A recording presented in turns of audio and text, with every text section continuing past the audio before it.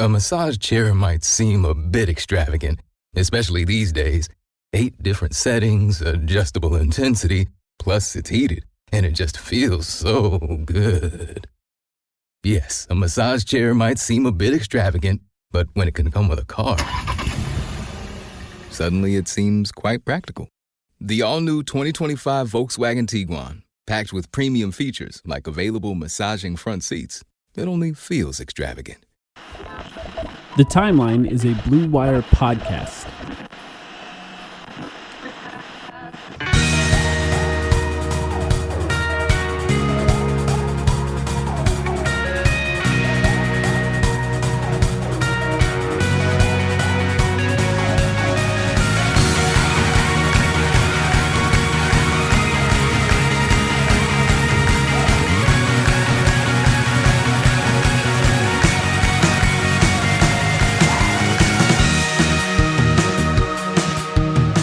Welcome to the Timeline of Phoenix Suns podcast. My name is Mike, here with Sam. How you doing, Sam? What's going on, man? I'm doing pretty well, all things considered. I think this is probably not going to be the happiest we sound like all season long. Hopefully, on an episode that we were just talking about, like, what's the hook here? The hook is probably the Suns are kind of bad right now, and what's wrong with them? Yeah. However, coming off a win. What do you mean? They just won. Yeah. Coming off a win against the Washington Wizards. I told people, I warned them in advance yesterday. I said, I'm seeing a movie. At that time, I'm making sure I'm in a theater while the Suns are playing the Wizards so that I didn't have to deal with the potential fallout. Thank God that they scraped by in that victory. And then tomorrow. Yeah, did you watched the fourth quarter, I think, live? No. Right? No, I didn't. No, you're not even that. Okay. Because I got out. I had to drive home, first of all. I got out of Boy and the Hare and the Miyazaki film. It's good, by the way, for anyone still on the fence about seeing it. It's probably his last film. But I got out. Suns are down like 11. It's the maybe very beginning of the fourth quarter or something. I can't remember. Maybe the end of the third. And I was like, you know what? I checked the box score a bunch of times. I saw when they went up. I was like, I'm not doing this. I'm not doing this to myself. No matter what happens, I knew I was going to be watching the game in full because we have the podcast. Like, I was going to be watching the game the next morning, but my heart couldn't take it in that particular moment. And I just didn't want to go online. I didn't want to see the discourse. I didn't want to deal with any of that in the moment. They pulled it out. It worked out. Yeah. We are 2 games above 500 again. We play the Portland Trailblazers tomorrow, so hopefully they can pull that one out as well. Here's the plug for we will be doing that game. If you're catching this early enough that you listen to this pod in the first 24 hours after its release, we're doing the Portland game Tuesday on Playback, so join us on Playback. But yeah, it's obviously there's a lot of like negative stuff that we could talk about this week if that's the direction you want to go. Well, I mean, I think the biggest thing is since the last time we recorded, Bradley Beal landed on a foot and is out for at least 2 weeks. Right. And that I think is the biggest thing. And it sucks. This is the conversation that we've had time and time again, it feels like. And they were starting to look good. All of them playing together, it was starting to make sense. The Brooklyn game notwithstanding, where they did end up losing, but it was the first time that those 3 players had even played together. And it already looked pretty good in that game. But you come back to the New York Knicks game, where, of course, Jalen Brunson turned into the greatest player of all time. But they were running different stuff. Bradley Beal looked like he was getting his feet wet a little bit more. Devin Booker looked a little more comfortable with him on the floor, and then it all came crashing down. Since then, of course, the Washington Wizards game, which I think is funny because, yes, it is a win. And I'm happy to get a win in any way. I reminded people recently that in the 64-win season, there was a lot of ugly ones, too. In order to have a good season, you got to win the ugly ones too, and they've lost a few of the ugly ones this season. So I'm grateful they won, even though they should have beat that team a lot more convincingly. But I was thinking about it today, and part of me feels like, as deflated as Suns fans felt, I do sometimes wonder what the players felt like. Like, they were all really excited, of course, for Bradley Beal to play too, and it must be deflating for them as well. And for them to kind of find a way to break out and win in that game, I was grateful for. But it is sort of, at this point of the season, it's a point where you have to look and say, even without Brad, should they be this bad? Is the question I think that we're all asking. And yeah, I don't know. There's thoughts that I have on it. It just feels like they should be better than they're playing right now, and I understand how anyone would feel that way. Yeah, and we see it in spurts. We see them come together, and we see certain guys like string together several good games in a row. Or we've been praising Yusuf Nurkic on this pod recently. He continues to play really well, I think. But the blame could kind of. This is the unfortunate thing here. Like, on the one hand, I don't necessarily want this episode to become just the blame game, because I think that's kind of what the fans maybe want us to do. If you look at the discourse online right now, this is Vogel's fault. This is Booker's fault. This is KD's fault. This is Matt Ishbia's fault. I don't know how this is Matt Ishbia's fault. I guess unless you're connecting it to he shouldn't have made the KD trade in the first place. But it's it just kind of falls on everyone. I don't think there's one thing that they're doing wrong consistently every game. It's just there's a bunch of different weaknesses that are just cropping up for this team at the wrong times. The funny thing about that Washington game too, like, you talk about how do the players feel being down to that team. It wasn't even Jordan Poole and Kyle Kuzma who were playing well against you. And so it's even more deflating when you're down 12 in the third quarter and here's Jordan Poole with his phantom turnovers, like, 5 seconds after he flops on a play. And like, he's the one, he's like 5 for 15 and he's talking shit to you. Like, he's chatting that game, which is crazy. Tyus Jones and Daniel Gafford like carried that team for the first 3 quarters. And again, luckily we were able to pull it out, but how the mighty fall. Yeah. One of the first things I was thinking while watching that game is, you're going to love this. Josh Okogie really is missed right now. Because, Damn straight. As frustrating as he can make the offense at times, there's just the fact that Jalen Brunson and Tyus Jones, I think, went off against the Suns on back-to-back games without Josh Okogie. Probably not a coincidence, right? The fact that they're just struggling to deal with smaller guards who can use screens well and find ways to get open. If you're unable to really get around that screen and fight through it, then guys like that who are smaller and are really good at moving laterally are going to find ways to get open. And look, someone like Jalen Brunson, he's not ever going to do what he did against the Suns again, making 9 threes in a game without missing. So sometimes it's just you're on the bad end of really bad luck. But there's also defensive concerns that come with it. There are a lot of those to start the game were wide open, and then when he felt good, he was taking some of the more contested ones, and then that's what ended up with him hitting those 9 threes. And it was the same with Tyus Jones, who's not a good three-point shooter normally. In fact, you could make the case that Jalen Brunson isn't either. But when you're open, when you're that open on those, even if you sort of, the defensive game plan is sort of to let these guys shoot the occasional three, it needs to be contested. It can't be just left wide open. And that's, I give credit to Josh Okogie for constantly fighting through things. And, you think about, if you want to talk about blame, and I know it's unfair to do it, I think it's tough to just say Frank Vogel, and I think we can have a Frank Vogel conversation in a bit. But I struggle to do that often when the team has been so in flux because of injuries throughout the season. It's hard for me to blame a coach in that situation. When I'm watching and these players are making major mistakes defensively, how many times this season have we seen the ball just sort of dribble out to a perimeter shooter and there's just no attempt to close out on them at all, even if the closeout would be far away? Again, it's hard because it's nuanced. I think there are ways in which you can do it in a manner that criticizes Vogel, and there are ways you can't. When you look at the defense, a lot of the transition defensive stuff is effort, and it pisses me off. This is where I think some of the blame falls on KD and Booker. Especially Booker has had a lot of instances just watching or complaining or whatever, not getting back, and then it turns into a 5-on-4 transition opportunity, and that's just easy points. The half-court defense, which I think we've mostly praised as being like all right for the Suns this season, even there, like the reason Brunson killed us, there were a number of reasons, but one of the main reasons in the second half, the Suns miscommunicating switches consistently, allowing him to have open shots that he should not have had. And is that a personnel issue? Is that like the Suns have bad defenders? Or is that an instance of maybe Vogel does need to find ways to simplify the scheme? Because I think the overall MO of Frank Vogel coming into the season has actually been the Suns have a pretty complicated, versatile defense. That's what they want to do. They want to switch up how they play defense on you from possession to possession to throw you off your rhythm, to make you think. I think that's a good thing. But we're 25 games into the season now, and granted, we haven't had any continuity because of the health, and I know there's a lot of guys who haven't logged a lot of minutes together that are being thrown into important game time situations. But like you can't do what they did against Brunson the other night against New York. You can't you can't blow your coverage. You got to know if you're switching or not.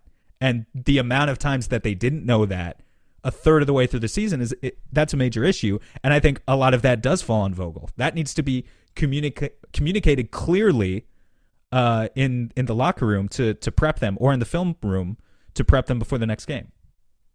Yeah. But I do think if you're talking about particularly the two leaders on the team right now in Devin Booker and Kevin Durant, I would say neither of them are playing defense at the level that even they played last year. Like, they both are capable of playing better. Now, we've mentioned the stats. The on-off stats for Devin Booker defensively are good for this team. I'm not surprised by that, but I do think there's some just effort mistakes that when the star players are making effort mistakes, it just, everyone's impacted by that. Everyone sees it. It affects everyone on the team.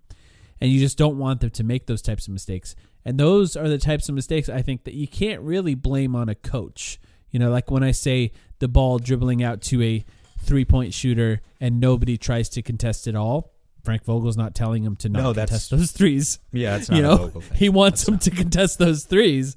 Or if the rotation is slightly late on the KD weak side rim defense, that's something that he has to be great at in order for this team to be good.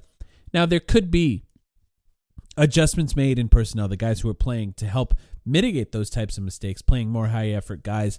Like now, like I said, I appreciate what Josh Okogie did, but if you want to play a little bigger, like when we saw it in the first game with the Big Three back, when they were playing against the Brooklyn Nets, they started Chimezie Metu with them. They're playing bigger in that scenario now that Bradley Beal's back. Two screeners, but also multiple guys that can help at the rim defensively. Yes. Including KD and Metu. Especially, that helps. Yeah, especially when you're consistently having Nurkic come out and hedge and play at the level of the screen, and he's occupied suddenly with a guard. Now you need a tall person tagging the roller so that you don't get abused at the rim, and that's where a guy like Chimezie can help, or theoretically a guy like KD versus, Grayson Allen if he's your fifth starter, whatever. But the other thing is too, you're talking about mistakes on switches and stuff like that. 10 guys on this team have started this year. 10 guys. There's been a bunch of different starting lineups for this team. I believe 13 total. If they're going to have to do some more complex switching, there's going to have to be some level of continuity to get better at that. It's really difficult to play with different guys constantly and have the kind of rhythm that it takes to play good switching defense. So let me talk about this, and I'll ask you this. They started Nasir Little in the last game against the Washington Wizards with Grayson Allen, and then the other three guys that have started every game that they're healthy: Devin Booker, Kevin Durant, Yusuf Nurkic. What do you think they should do in this 2-week stretch without Bradley Beal? As far as, let's just start with the starting lineup. Well, who should they start? Yeah, not Nasir Little. No offense to him, he has not had a good performance in a little while now. But we know it can't be KBD either. He's started some games this year. We know Josh is hurt. We know it can't be Yuta. Honestly, man, my outside the box pick here. Who do you think I'm going to say? Metu. No, it's not Metu. It's actually okay. my kind of. I mean, I like Metu, and I like the fact that he's getting minutes. I think his effort, to be honest with you, has been a little bit up and down sometimes too. Yeah, I would like him to run. He's so athletic. I would like him to run the floor a little bit harder on offense. I think he could get some points that way. And he occasionally just makes some real brain dead decisions. Just occasionally. Oh yeah, and he goes once a game. He goes for a highlight reel play that would be so sick if it actually worked. But like there was that one awesome pass he made in a short roll situation or something to a cutter. I can't remember who it was to, and that was like the one time it worked. Eubanks. To Eubanks. But every other time he's gone for a flashy pass or a flashy dribble move, it has not worked. So he needs to simplify his game a little bit. But no, not him. I mean, dude, just play Jordan Goodwin 30 minutes. I tweeted this the other day. Like, Yeah. Just what would happen? What's the worst thing that could happen if Jordan Goodwin was just your starting small forward and you made him Bruce Brown? Just have him screen all the time. He rebounds better than these other guys we're talking about anyway. He rebounds easily as well as Nasir Little. Will you run into trouble when you play big forwards? Yes. So maybe you need to reevaluate that a little bit. But, some of these recent games we've had, like he would take the Brunson assignment. He would take I guess there's no one on there's no one like on the Wizards who's really comparable. Like I guess he could take the Tyus Jones assignment. Not that should be that dangerous for you on a regular. He'd probably start on Jordan Poole night. And then switch onto Tyus Jones once Tyus Jones gets going. Yeah, I it's hard because Goodwin's kind of in. I don't even know if you'd call it a shooting slump. I mean, he's just not a good shooter. Yeah, but he's the best guy who can approximate what Okogie brings to your starting lineup with that point of attack defense right now. And I don't know, man. Maybe just lean into the guy who actually hustles and gives a shit every possession. And he rebounds better than your so-called forwards anyway. So, like, how bad could it get, really, is my question to you. How bad could that be if you just started Booker, Grayson Allen, and Jordan Goodwin all together?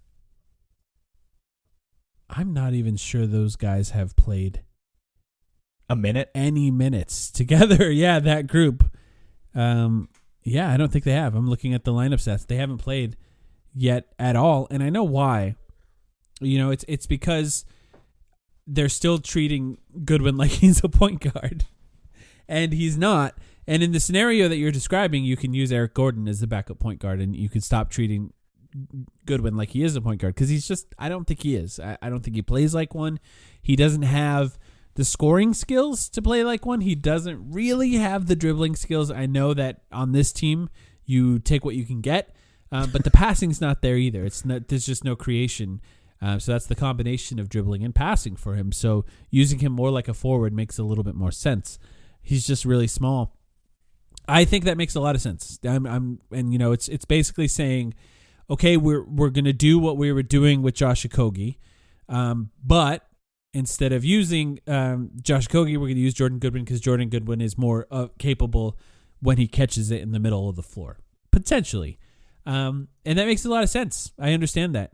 The number one lineup with Devin Booker so far this season, the lineup that has played the most minutes since Devin Booker has come back and has played games is Kevin Durant, Eric Gordon, Yusuf Nurkic, Devin Booker, and Grayson Allen. The five best Suns players. The all-offense lineup. Yeah, the five best Suns players that are on the team right now, essentially, until Bradley Beal gets back. That lineup currently has an offensive rating of 126 and a defensive rating of 102.9. Overall, the net rating is 23.7. This is in 101 minutes, so not a ton of minutes, but also not a small amount of minutes, considering like the big three has played together 24 minutes. So it's 4 times that. To me, I think that you will obviously run into issues where there will be teams that match up with this lineup size-wise that will make it difficult. But the amount of spacing that's available for Devin Booker and Kevin Durant in those lineups, the amount of spacing that's available for Yusuf Nurkic and his passes in that lineup is, to me, enough to say we know for sure, that these five guys are going to play an important part in whatever this team is for the rest of the season. Let's get as much time as possible with them on the court together so that we have some sort of lineup to fall back on whenever this team needs to make plays. And look, Gordon and Grayson, Eric Gordon, Grayson Allen, are they great defenders? No. But are they dumb defenders? Also, no, not really. Like, neither of them are stupid at times in that they'll play smart enough to make enough plays to give you a chance in these games, even if they are outmatched size-wise. Will it be frustrating for rebounds? Yeah, probably pretty frustrating for rebounds. But the stats are there in that it's still been pretty good this year. And, they're shooting really well with that lineup. They're playing good defense with that lineup so far this season. And I think you got to give them a chance to play together because you know for sure that they're going to be players that are going to be playing together a lot as the season goes together. Yeah. Yeah. For continuity's sake, it makes sense. Statistically, it makes sense. So, like, I'm not going to argue against it. I think it's the traditional move. I think, you made a good case for it. my point is, again, just to throw in Goodwin there, really to approximate what Okogie was already doing for you, under the assumption that maybe the ultimate starting five that you play in the playoffs is going to look a little bit more balanced like that, and a little bit less like let's just lean all the way in on offense. But yeah, I think you could go either way. Either way, Nasir Little, it doesn't appear, is the answer. I wish he was. I wish he was shooting it a little bit better from three. I wish he had a little bit more off the bounce in terms of how he could create for others. He can definitely dunk, like straight line drives. He can do that. But his point of attack defense just has not been there either. He's not like really making any opposing offensive players uncomfortable in the way that I was hoping on the defensive end. Like, he's athletic, but he's just not taking any away. He's not taking away the airspace of anyone. So right. You have to make another change. I do think that when Beal is back, then at that point, I would actually consider Jordan Goodwin a little bit more, because the amount of offensive firepower you have moving towards the basket and dribbling, I think you can get away with Jordan Goodwin a little bit more. I did find that Kevin Durant, Yusuf Nurkic, Devin Booker, Grayson Allen, Jordan Goodwin have played 1 minute this season together. They have an offensive rating. It doesn't matter. Of 200. Okay. A defensive rating of 0. So yeah, there you go, Sam. I think you're probably right based on those stats. I win. That's a two. Bye-bye. It's a plus 200 net rating. I mean, that's as good as it gets. You can't really argue with those stats. But yeah, the starting lineup is the first thing that they got to figure out, because they have 2 weeks. And look, maybe that's going to be a problem. They just released the injury report for tomorrow, and Grayson Allen is now back on the injury report. No, is that as of while we're recording this? Like half an hour ago maybe, and he's probable. He's probable. Okay, all right. So he it looks like he's going to play, but he is listed with a right hamstring soreness. Okay. Josh Okogie, by the way, Josh Okogie is still out.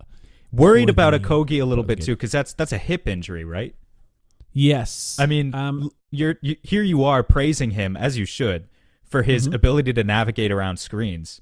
But coming back from a hip injury, that's like a really hard thing to do. He might be moving around gingerly for a bit, so yeah, makes you appreciate what he brings even more.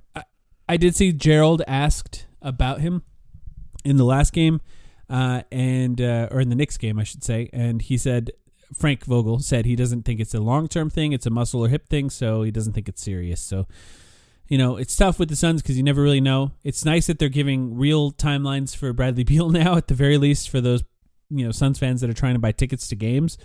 I don't think there's a lot of people buying tickets for Josh Okogie, so maybe it's okay for them to be a little more. It's funny. Okay for them to be a little more cagey with his current injury status, but yeah.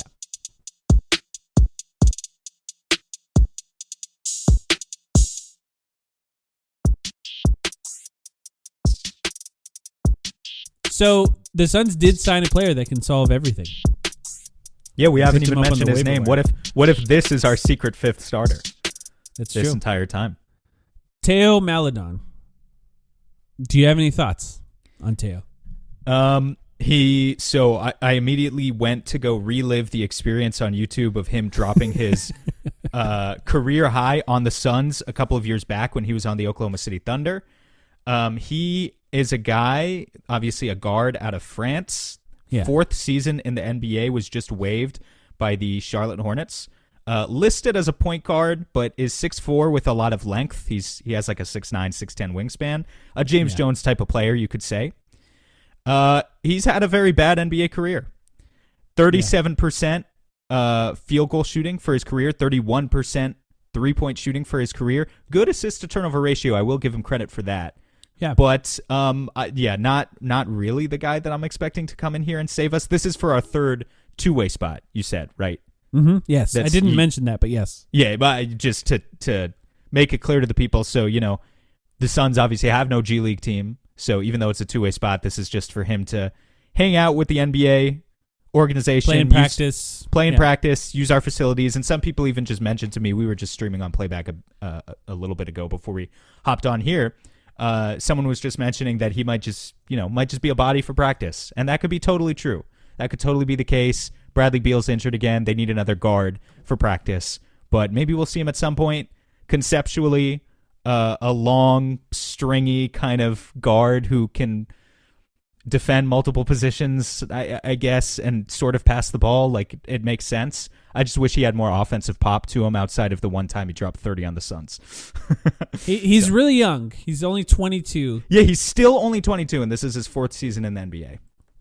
Yeah, so, at the very least for the Suns, if you're going to take a swing on a player, it's good to sort of take a swing on a young player, and then maybe you can figure them out, and then they can become part of the rotation. Maybe even like next year or 2 years from now if they spend some time with the organization. But, like you said, he's a point guard, but not really because he can't really shoot, can't really score. He's 6'4", 175, could potentially, probably just more of a practice body at this point. I'd be surprised if we see him playing minutes. Saban Lee hasn't played any minutes. Azubuike hasn't played any minutes. So I can't imagine Maledon as a two-way player will be playing a lot of minutes for this team. Never know. Yeah. Never know. Could be Kobe White. We were just watching that Bulls game. Kobe White's breaking out for the Bulls right now. He's averaging 25 points per game over the last few weeks. Just totally running the show there in Chicago as they start to win games again. Maybe we'll have a little bit of luck with our two-way signing. I guess I shouldn't compare them as if they're the same level of player because Kobe White, even like when everyone was down on him, was like still like a bench rotation player. He wasn't like out of the league like Maledon is, but I consulted French basketball Twitter. Yeah. A Charlotte Hornets French fan replied to me saying that Maledon is, and I kind of expected them to be a little bit like more chauvinistic. He's their countryman. Like maybe they would be, But French people are pretty critical, and he said Maledon is a bad shooter, negative defender, athletic-less player, lack of handle and driving, a good passing game but unusable. So there's your brutal. There's your review from brutal from a French person on. Well, what to be Theo fair, Maledon I mean, could being bring. a good passing player on Charlotte means less than if you're surrounded by good offensive players, which the Suns could potentially do in some lineups. So, he's probably not going to get any minutes unless the Suns are really injured or really ahead or really behind in a game. But maybe we'll get to see him play a little bit more in the future. Now, I mentioned earlier we're going to have a Frank Vogel conversation. There's just a lot of talk about Frank Vogel. And, we've talked about what we think is part of the problems or things that could be fixed. Based on, and I know this is a flawed way to look at it, but based on our expectations or what we expected out of this team, do you think he's failing so far? God. It's so hard to judge, man. Do I think he's failing? No. Yeah. Do I think, I guess, by definition, that means he's passing. But he's passing with like a C+. He's obviously not passing with flying colors. I will say, I think a lot of the criticisms that you see levied towards coaches online, just when you look, are like, just kind of because people are mad, but they don't know exactly what to be mad about. So they just start saying things. Like, you see it online when people are like, well, I didn't like his rotations. If you think about it, there's 12 players in an NBA rotation who might play on any given night, like 15 players technically who could play. The number of potential combinations there for a coach to use that like you might offend, like no matter what you do, you're going to offend someone out there. They're going to think that was the wrong choice. Yeah. So I tend to think when if you lose, yes. And on top of that, the Suns have had so little continuity, and Vogel's hand has been so forced to just like throw a dart at a board and like, plug random guys in. Like it just doesn't feel like there's a right choice for him in terms of rotations right now. So if you're like go-to criticism is about, well, I don't like his rotations, I don't really know that I read anything into that. Let's wait until Bradley Beal is finally healthy. I know maybe it'll never happen, but if it does happen, that should clear up quite a bit. Well, I'll say this. If you want to talk about X's and O's, I think it's a little bit different, but even there, it's still difficult to judge. Yeah. Well, I think a lot of what they're running offensively makes a lot of sense, and they're doing some smart things offensively, especially for the guys they have, because you can see, if you pay close attention, you can see how it changes based on the guys that are on the court. For example, Bradley Beal came back. They were running different plays immediately. now that Bradley Beal was back. The second game Bradley Beal plays, I know it's only 5 minutes, but there were a couple new actions in that game as well. All of those actions made a lot of sense, including the play, by the way, that he was injured on, which I loved. A handoff play where he just shot behind the handoff because they refused to shoot the gap at all. And he's just the kind of player that can do that. So offensively, it makes sense. I do think it's frustrating to have a defensive coach who is just not getting the most out of these guys defensively so far. I actually think Nurkic is playing pretty good defense, especially for what his skill set is. I think Nurkic might be playing the best defense of his life. I'm honestly not sure. I didn't watch him enough in his younger days in Portland, but he's really impressive. The team overall is not really gelling defensively in the way that you would want him to. So if you're trying to point fingers, I guess that would be one that you could do. It's just, you're talking about waiting to see when they're fully healthy. If anyone out there is thinking he's going to be fired, without a chance to even coach the team as it's currently constructed, you can get rid of that thought right now. That's just not going to happen, and not going to happen this year at all. And I don't think we're anywhere close enough to that to even have those conversations. This is not to say that your frustration as a Suns fan is unfounded. I think it is valid.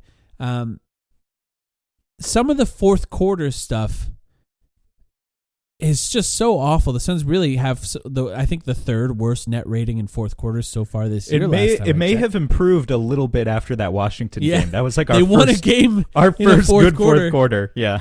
The Wizards finally remembered they were the Wizards, and the Suns had a chance to win.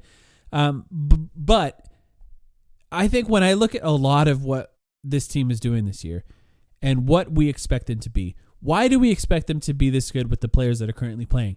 There's two reasons, I think. Devin Booker and Kevin Durant. And really, those guys need to be better. And I think a lot of that recently, in some of the recent play, falls on Devin Booker needs to be better. Because KD tends to do what he does and plays pretty well. There are things Kevin Durant can still do better, don't get me wrong. But like this team should not be this bad with these two players playing at what is maybe not for Kevin Durant, but the peak of their powers. KD having one of the best seasons of his career. I know he's not athletically at his peak, but still one of the best seasons of his career scoring-wise. They should be better, and I think those two players can make a big difference in that. Can I just say, I want to return to what you're talking about with those two players for sure, because I agree with you. Can I posit the third reason is that James Jones tricked us? Did he?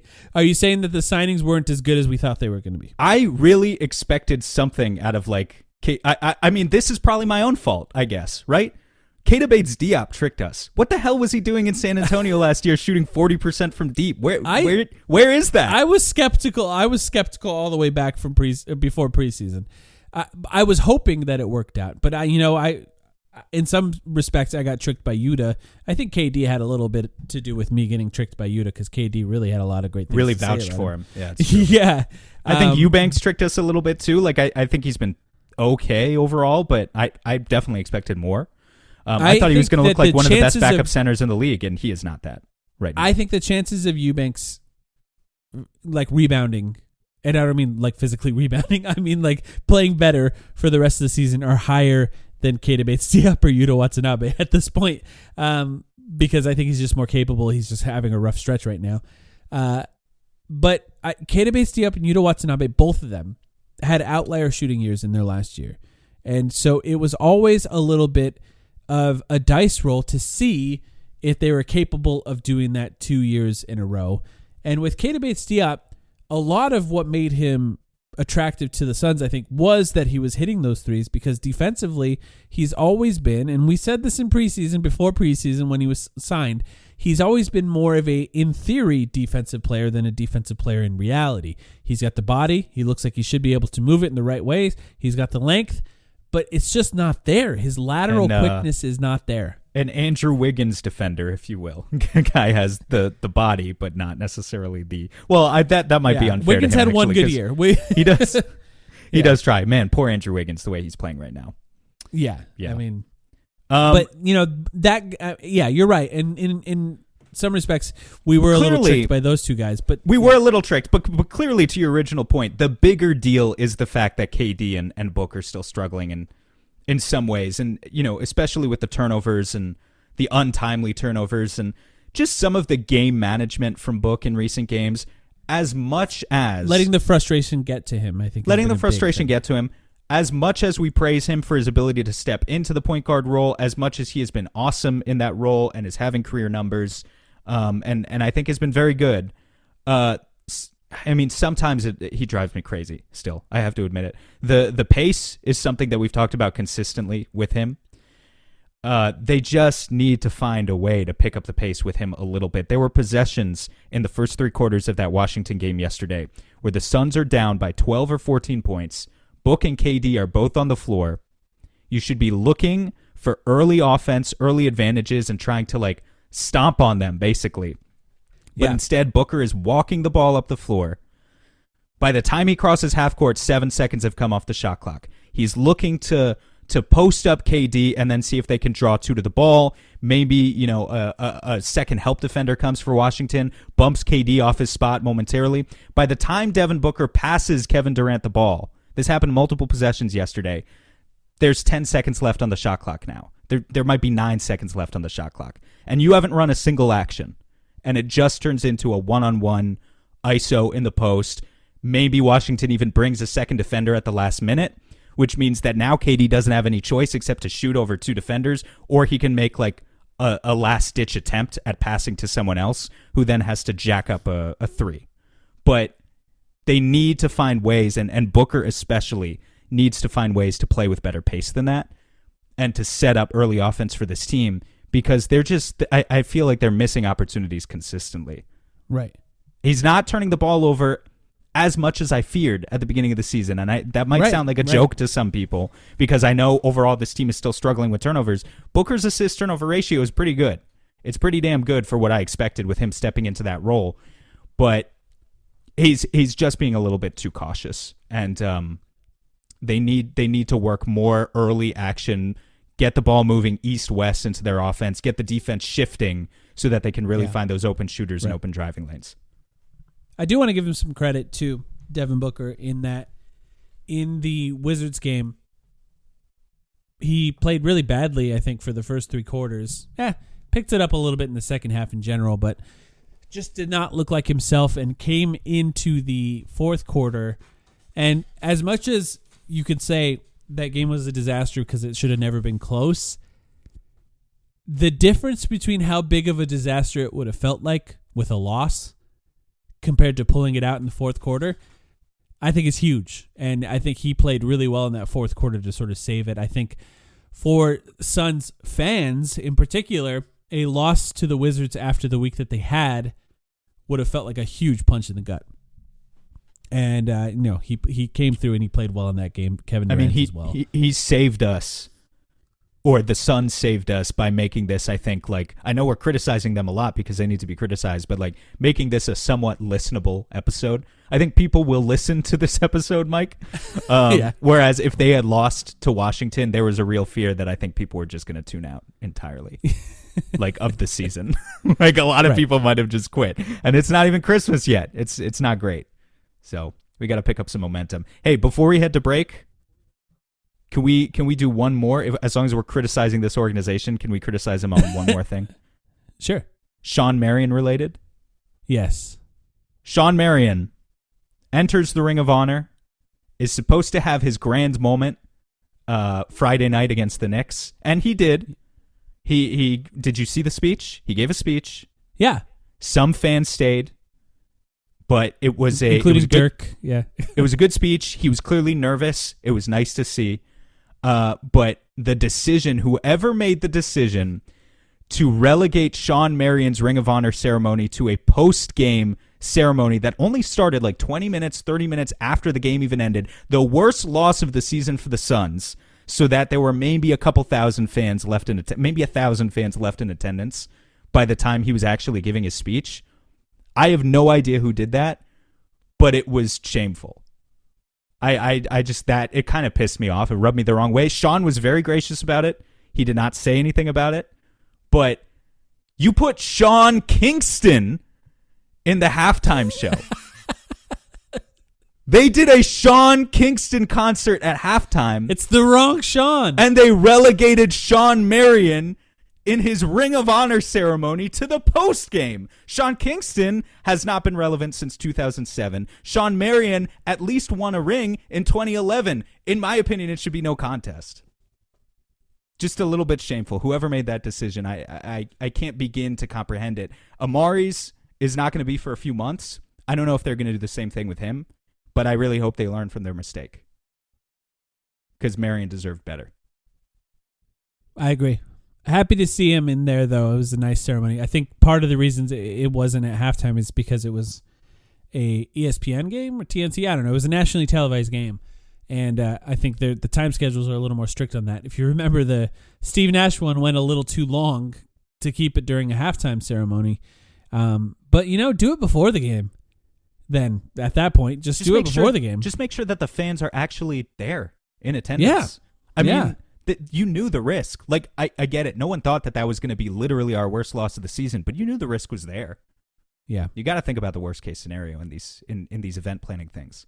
But it is what it is. Again, shout out to Matrix. He was one of my maybe my favorite player growing up. Even though Nash kind of got me into basketball, weirdly Marion was the guy I think I liked watching most night to night as a kid. And I'm glad they finally honored him. At Portland, next game. At Sacramento, the 22nd. And then the dreaded Christmas Day game, which is at home against the Dallas Mavericks. It kind of feels like a little bit like the Suns right now are like an injured deer or something in the forest, and then we have to play Dallas on Christmas Day. It's like, are we going to get finished off that day in the most embarrassing way? But this is the last time we're going to record. Before that, I am going out of town, so there's going to be no podcast next weekend. We will come back a few days after Christmas for a reaction to whatever happened during those days. But I wanted to be able to have a chance to talk about that. At Portland will be good because we get another chance to see them against DeAndre Ayton, and also Nurkic gets to return to a place that he played at for a really long time and hopefully have a good game there. Sacramento really put it on the Suns this last time. It'll be nice to see them get a chance back at them, and I hope they play a lot better. But really the big game, of course, is that Christmas Day game. Last game of the evening, probably a lot of people watching that one, depending on if it's close or not. But what are your thoughts? Any thoughts on any of those games? Yeah, well, again, so we're doing playback tomorrow with Portland. Always exciting to play the Portland Trailblazers for a number of narrative reasons. But skipping ahead to Dallas, I'm presuming no Kyrie Irving. No timetable for his he's still in a return. boot, it seems like. Yeah. So, I mean, there's going to be no Kyrie. That makes them, in theory, a little bit easier and a little bit more even match. They have had a better season than the Suns so far, but they've been a better team, yeah. They're a beatable team, though. They're a very beatable team. I mean, I think they took a hard loss to Minnesota recently. Minnesota has also been very good this season, but it should be a good game. This should be a good game. And yes, I'm always a little bit extra nervous playing the Dallas Mavericks now after what transpired 2 years ago. But yeah, it's a trauma response, and it should be fun. All right, let's take a quick break, and when we come back, we'll listen to some voicemails from everyone that sent us some questions, and we'll be right back.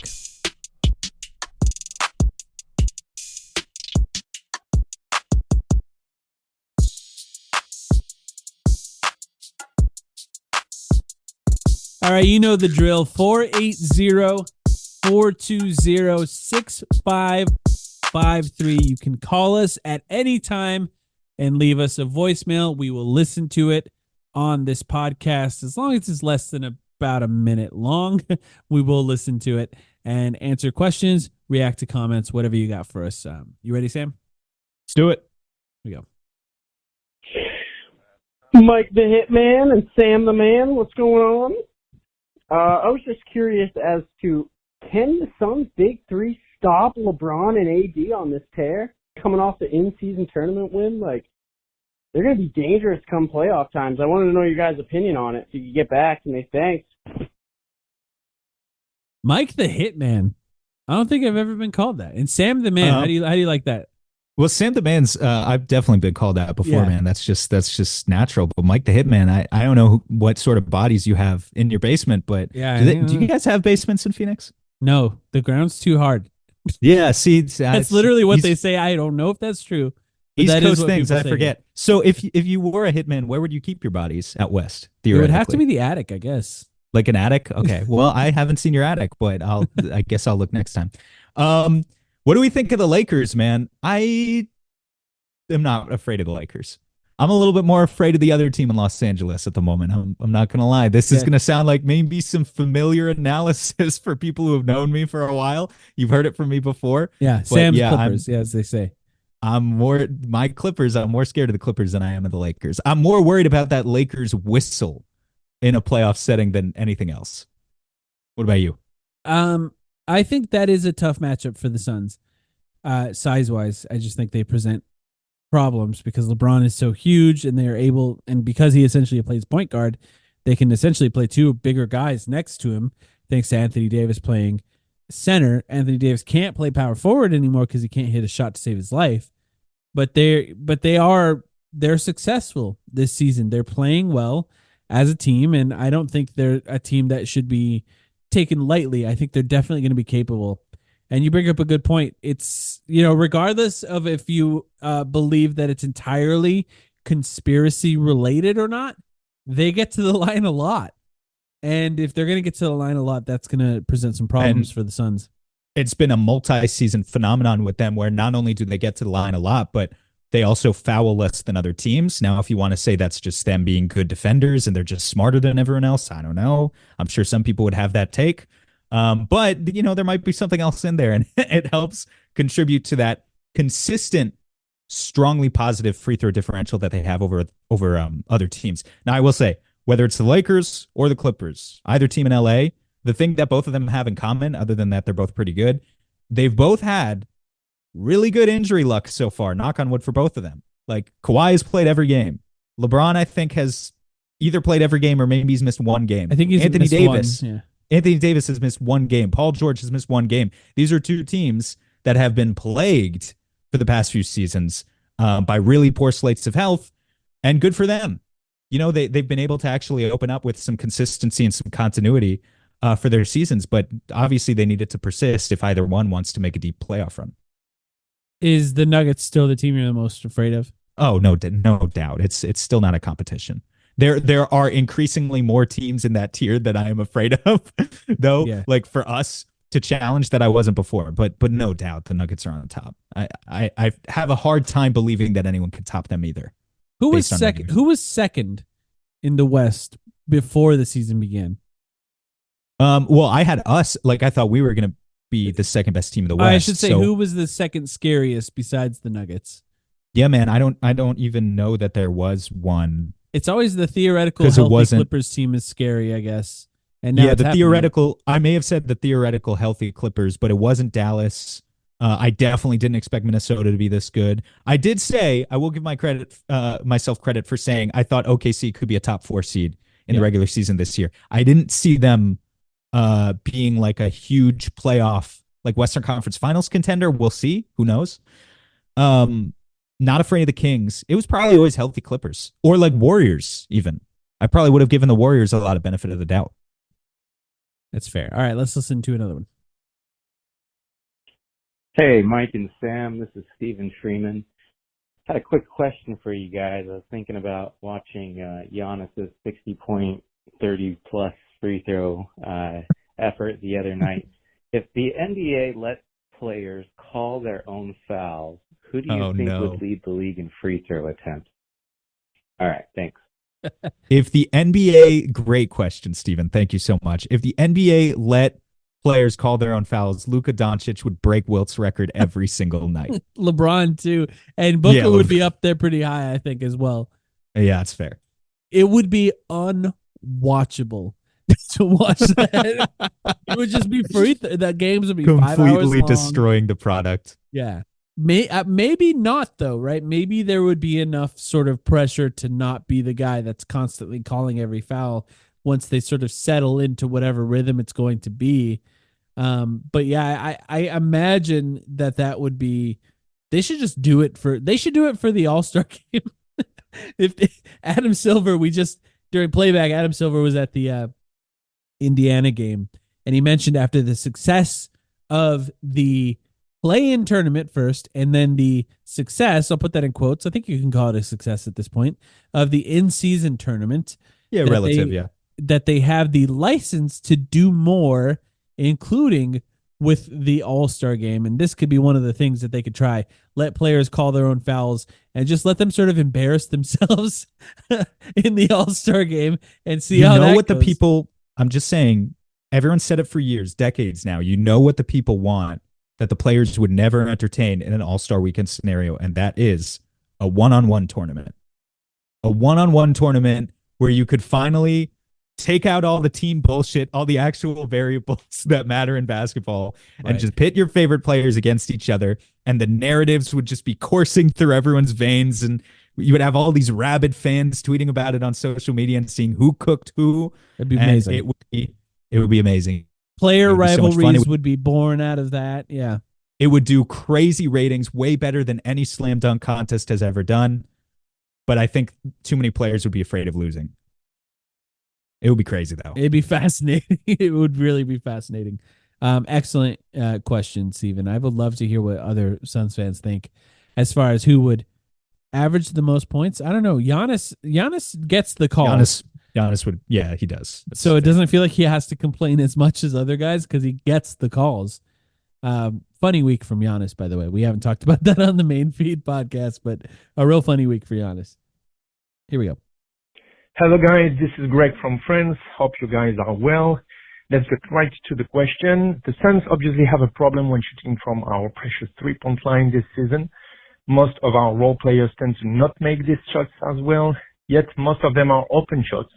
And that means the shooter might have other solutions like attacking the closeout or take a mid-range or get even to the rim to grab some fouls. Since this is a persistent problem so far in the season from guys like Watanabe, Okogie, KBD, for instance, and quite everybody, actually, we also now have confidence problem overall in the team while deploying the few systems that might be efficient out there. So my question is for you guys to pick your poison. Do you still want these guys to take the threes and not be efficient or have bad percentages? Or would you rather like them to attack the closeouts and take open middies and get to the rim and find back the rhythm and confidence we might need right now? Thanks, guys. Can't wait to hear the next pod and see you online. Cheers. My guy, Greg, thank you for what I think is our second ever international voicemail that we've received. Yeah, I think we had one from Australia. Code. We had one from Australia, now one from France. Greg is in our Discord. He is a common contributor, also officially a business owner out there in Paris, I believe. So shout out to you. You're killing it. Also has a podcast, if you do speak French. Yes, he does. A Suns podcast. Suns podcast. I forget the name of the podcast. Do you remember it? I'm sorry. It might be Valley Oop. It's probably the only French Suns podcast. So if you're looking for one, you can find it. I think it is. I think it is Valley Oop. You answer his question while I actually search for that to verify. Okay, so the question essentially is, the Suns are creating open threes, and the role players are not making them. Should they continue to take them, or should they find different things to do in those scenarios, like attacking or shooting mid-range shots, taking a step in from the three-point line, and taking a slightly easier shot? And I think that question is dependent on the player. If you're Yuta Watanabe, you have to shoot threes. Now, that's the only reason you're in the league. If you continue to get minutes, you're shooting threes, right? That's all you got to do. If you're Josh Okogie, you might have to find different things to do. In the scenario where the shot clock is winding down, you shoot every time, right? Because that's all you have time to do. But if you have time on the clock and you're Josh Okogie, if you can get free throws, that's great.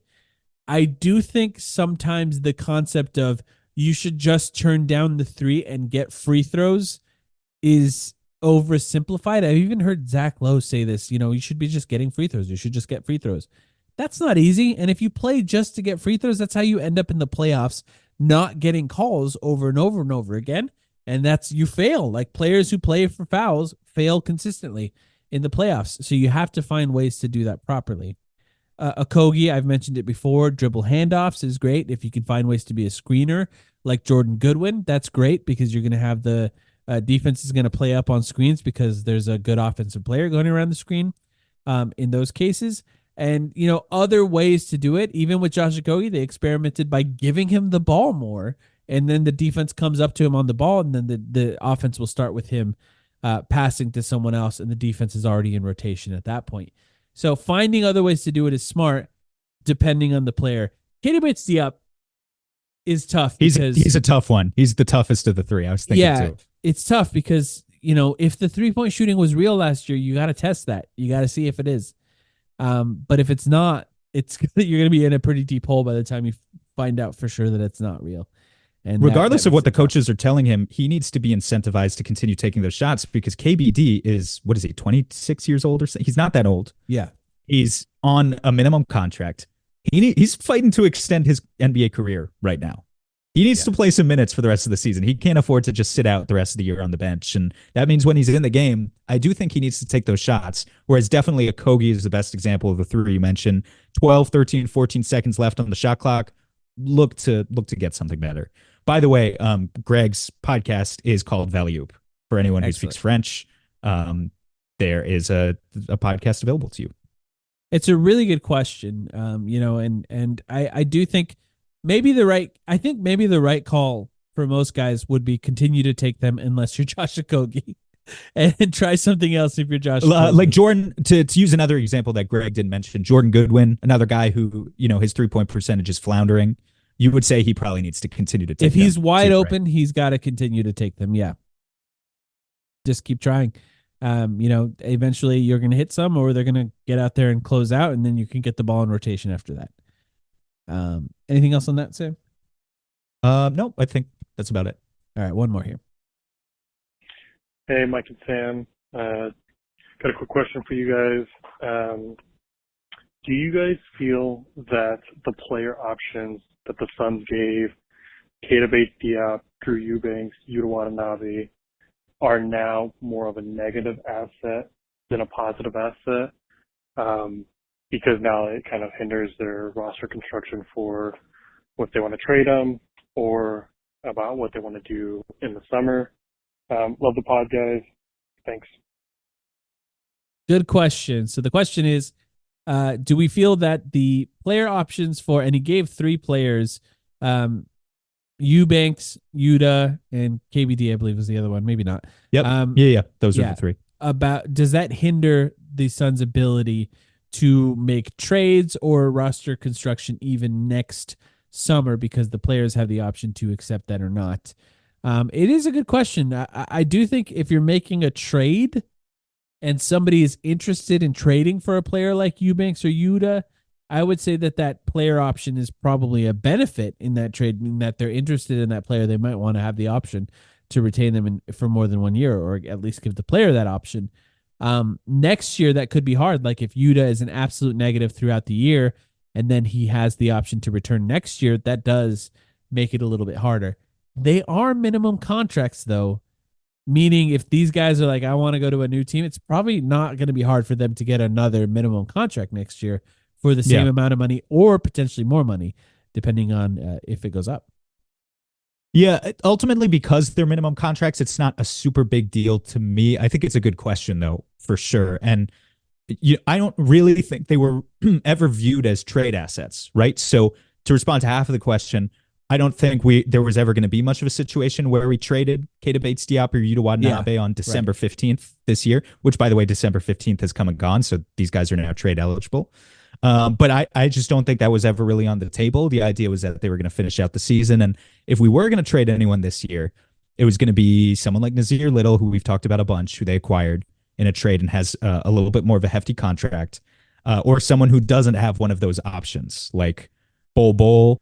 I'm not sure if Chimezie Metu has an option. I imagine he doesn't, but I'd have to double check that. Yeah. But is it a bit of a problem if Keita Bates-Diop and Yuta Watanabe both just give us nothing this season and then both accept their player options? I mean, it's not ideal.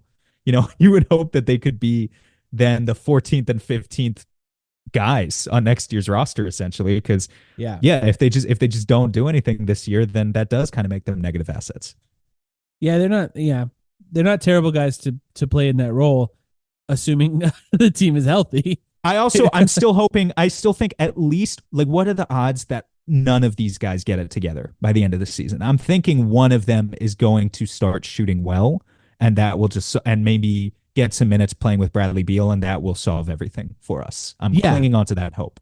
Yeah, I think I think that's true, and I think, like I said earlier in the podcast, I think Eubanks has a pretty good chance of playing better throughout the season. I think he just had a rough stretch there for a few weeks, and as he gets more used to these guys playing together, or even Bradley Beal coming back, because a player like him who likes to finish lobs, who likes to play pick and rolls, will benefit from more guards who can make good passes. I think he'd be like, imagine if he was playing with Chris Paul. Eubanks would be awesome, he kind of needs a guy like that. Any of these guys with Chris Paul, man, and not to bring up rub salt in old wounds, but like as we play Portland tomorrow, we're gearing up to play them, and DeAndre Ayton's coming to town again, and it's like we were just talking about on our playback a couple hours ago, like we really expected a season from Ayton where even if I didn't expect him to be very efficient, which I didn't, I thought he was going to get his 18 or 20 points per game that he's kind of always been vying for. And then he goes to a situation where he doesn't play with Chris Paul anymore, and lo and behold, he's averaging 12 points per game. Yeah, as he comes into Phoenix tonight or tomorrow, whenever you're listening to this. It's all of these guys would be boosted by playing with Chris Paul. He's just that good. Yep, I agree. Thank you, everyone, for those questions. 480-420-6553. Give us a call anytime. We'll be back after Christmas, so I hope everyone listening has a good holiday season. We'll be back a few days after Christmas probably to talk about that Christmas Day game. Join us for playback against the Portland Trailblazers. We'll be doing that on Tuesday night if you listen to this after that. We will be back with a Patreon episode Wednesday, so you can check that out if you're a subscriber, or subscribe at patreon.com/thetimeline. And as always, you can always check out our merch at ethicalhoops.com. We appreciate you all, and we hope you have a great holiday season. We'll be back after that.